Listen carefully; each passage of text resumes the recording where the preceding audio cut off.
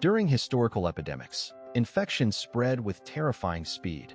One sick person could stir up crowds, poor air, dirty water, and constant close contact until fear moved faster than help. People didn't need a lab to feel it. Households fell ill in days, doctors arrived too late, and every cough sounded like a doorway opening. In that panic, vinegar became a desperate, widely used tool. Step by step, the idea went like this.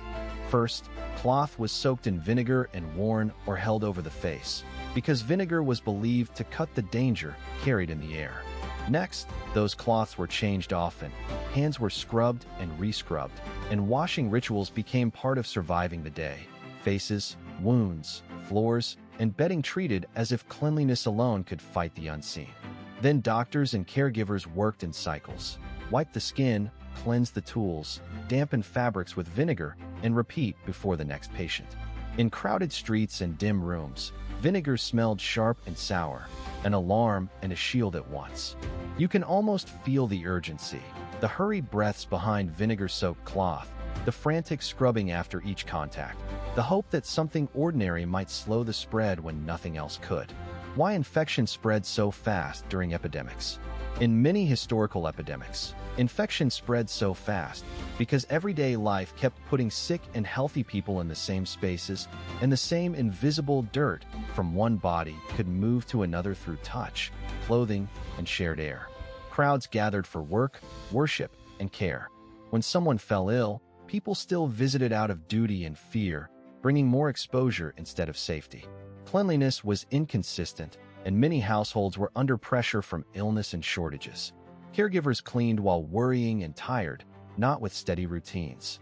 Bedding, towels, and garments were often reused within a home, and garments worn during caring could become a pathway for anything that lingered on skin and fabric.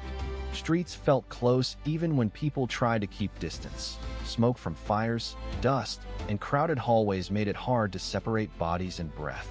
Beliefs about bad air and harmful contamination shaped urgent habits, and vinegar became one of the practical tools people relied on. Vinegar was thought to counter unpleasant miasmas, cut through foulness, and protect the body when danger felt everywhere. Step by step, doctors and families began with breath and face first. They soaked cloth with vinegar and tied it over the nose and mouth, adjusting it as it dried and stained. Some used several layers so the fabric could be replaced quickly when it became heavy with odor or grime. Then came skin and surfaces. Hands were washed with vinegar solutions when people returned from sick rooms, and caregivers used vinegar to wipe areas that were repeatedly touched. Clothes were aired when possible, and items used during caring were handled carefully, often brushed off outdoors or washed in vinegar if that was available. In urgent homes, vinegar was brought into the workflow like a protective ritual. Mix, soak, wring, wipe, replace. Each action was meant to keep contamination from sticking and lingering around people. Washing rituals extended beyond the body. Doctors and attendants often treated bedding and garments with vinegar when they could, and they scrubbed floors and household surfaces because grime felt like a carrier of sickness. After visits, they tried to clean themselves before returning to their families, treating every step, entering, caring, leaving, washing, as a boundary line. In that tense atmosphere, the smell of vinegar mattered too. It signaled cleansing and offered a sense of control when the spreading felt unstoppable. How vinegar was used as protection. In many historical epidemics, infection spread quickly because people were packed together, streets and homes were crowded, and sick and healthy people still had to share air, water, and daily spaces. A cough in a cramped room could make everyone flinch, and a single fevered body could change the routine of a whole household. Cleanliness was inconsistent. Waste and rinse water often collected where people walked, and fear made people avoid obvious precautions until they felt desperate. With no clear way to tell how illness moved, families watched symptoms rise like an alarm bell, fast and unstoppable. Vinegar entered that uncertainty as a practical household weapon, something people could reach for without special equipment. People believed vinegar cut through harmful air and damp places, and that it could dull the power of sickness on fabric and skin. Doctors and helpers sometimes treated it like a cleansing agent for the spaces they had to enter, spraying around doorways, wiping surfaces, and soaking cloths so rooms would feel less poisoned.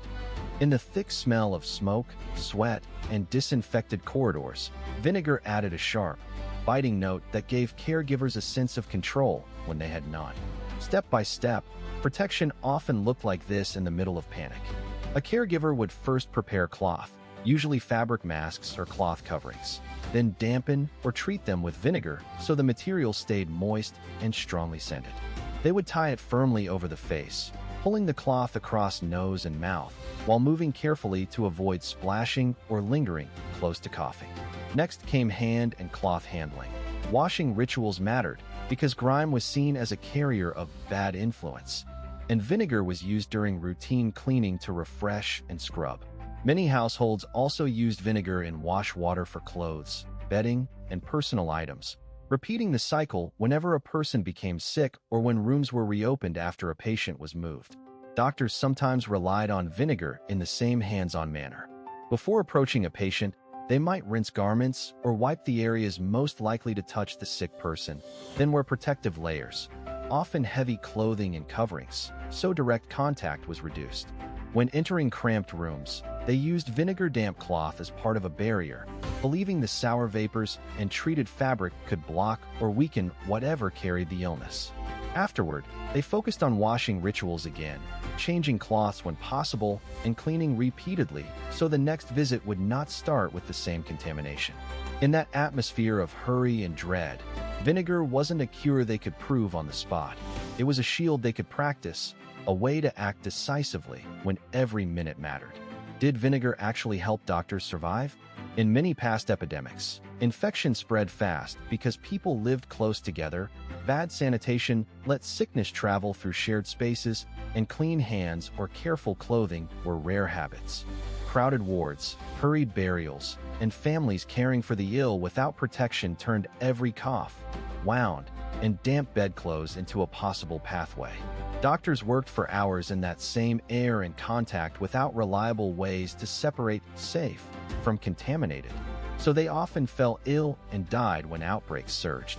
In that desperate atmosphere, vinegar offered something practical that felt graspable, a sharp-smelling liquid people believed could cut off harmful air and foulness. Step by step, they prepared cloths, often layered and soaked, then held them over the mouth and nose like a crude barrier while moving between patients and corridors. Some made simple masks from cloth, then tied them firmly so the breath passed through the vinegar-wet fabric rather than directly over garments and bedding. The idea was less about magic and more about control. If the air felt bad, then changing the smell and moisture around the face felt like protection. Others used vinegar in washing rituals that became part of daily survival. Hands and tools were rinsed or wiped with vinegar before returning to work, especially after touching bodily fluids or handling sheets. Floors, bowls, and surfaces were scrubbed with vinegar or vinegar mixtures, and caregivers were told to repeat the cleansing often as the day went on. Clothing that couldn't be fully laundered might be aired, beaten, or treated with vinegar, so it seemed less likely to cling to sickness after leaving the patient's side. For doctors, this meant a loop of work that looked like triage and cleansing at the same time. Approach carefully, handle briefly, wipe down immediately, then try again with steadier confidence. Did it actually help doctors survive? It may have given some benefit through everyday hygiene. Vinegar could help reduce odor and some surface grime, and the act of repeated wiping and cleaning likely lowered how much contamination was moved around. Still, epidemics were brutal because many illnesses spread in ways that vinegar washing alone couldn't reliably block, especially when people were exposed repeatedly through air, crowded contact, and the messy realities of illness care. Even so, vinegar's role in real practice mattered emotionally and practically. It gave physicians a routine they could trust, cloth masks they could use right away, and washing rituals that turned panic into procedure. In the wards, that sense of "we're doing something now" could not guarantee survival, but it often made doctors last longer than the chaos around them would have allowed. In crowded streets and fever-filled rooms, infection spread so fast because people moved close together, illness wasn't understood yet, and clean water was scarce. A cough in the morning, a shared hand on the same door latch, a cloth passed between bodies. Every day felt like a race against something invisible. Doctors and families tried to fight back the only way they could. Step by step, they believed vinegar could shield them. First, they soaked cloths in vinegar, then wrapped masks or tied vinegar-soaked cloths over the mouth and nose before going near the sick. Next, they used washing rituals, hands, faces, and sometimes clothing, staying with repeated vinegar rinses because leaving germs behind felt safer than doing nothing. Then, when fear rose, they renewed the cloths and rinsed again, trusting that the sharp smell and vinegar bite would block bad air and help ward off sickness. They moved with urgency, careful and watchful, even when their homes and streets were overwhelmed. The lesson is simple. During historical epidemics, people responded to danger with everyday protection, barriers, cleaning, and careful habits, because fast spread left no time to wait. You can feel that pressure in your own body. One small breath, one shared surface, and suddenly everyone is at risk. If this story grabbed you, keep watching. Next, we'll uncover more everyday remedies and the human choices behind them, and how those desperate practices shaped the way communities protected each other for years to come.